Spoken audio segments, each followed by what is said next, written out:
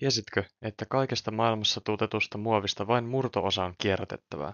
Samaan aikaan tuotanto vain kasvaa vuosi vuodelta, vaikka sen hävittämistä pidetään suurena ongelmana. Muovijätettä syntyy maailmassa vuonna 2024 noin 220 miljoonaa tonnia. Tämä tarkoittaa keskimäärin 28 kilogrammaa ihmistä kohden. Kaikesta syntyneestä jätteestä noin kolmasosa päätyy mereen. Satoja tuhansia merinisäkkäitä ja lintuja kuolee vuosittain tämän takia, ja osa niistä on kuolemassa sukupuuttoon. Miten voisimme vaikuttaa siihen, että muovin tuotantoa voitaisiin vähentää ja vähitellen korvata muilla uusiutuvilla, mutta silti kestävillä materiaaleilla?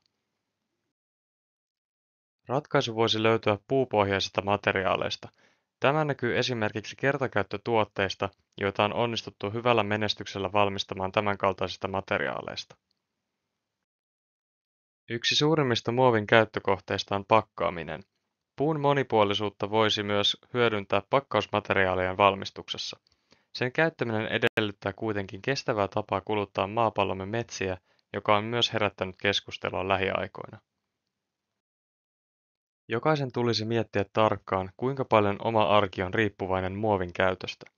Mahdollisuuksien mukaan sitä myös tulisi yrittää vähentää mahdollisimman paljon.